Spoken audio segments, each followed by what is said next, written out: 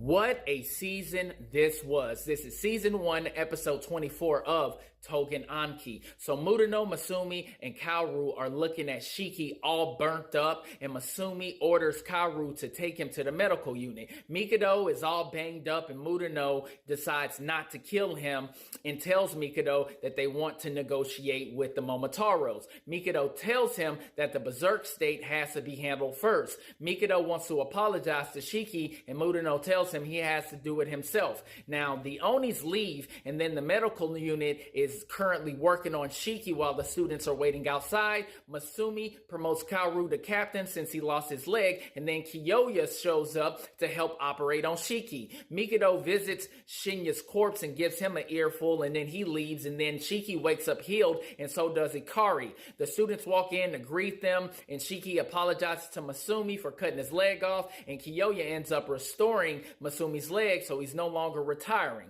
He lectures the students about not going berserk because of the consequences, and Kiyoya breaks down the details and the origins of the Kishin blood. Now, one Kishin kid appears when they're on the brink of extinction, and the Kishin blood manifests in 8 distinct traits. As you know, Shiki is the fire one. Well, Shiki can also regenerate faster than any Onis, and overusing his Kishin power can limit his lifespan. They also talk about seeing his Johnson, which was really, really funny because he had no hair on it. So that was a pretty cool segment.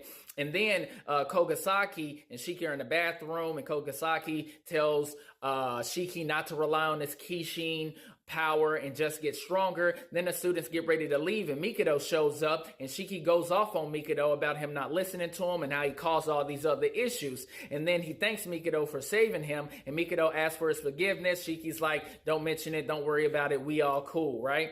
And then the Onis leave. Well, Asuke and Tsukuyomi are at the hospital talking about getting revenge on the Onis, and then Shiki goes to his dad's grave and prays, and he leaves, but he spots Murano at the gravesite too, or the cemetery. And then Kiyoya shows up and tells him to leave Murano alone, and then they talk about Murano's tattoos and how he only gets them whenever one of his comrades die, and he's hard on the students because he actually cares. And then Shiki walks up to Murano and tells him that he's not going to die and that he's going to get stronger, so keep pushing them as hard as he can.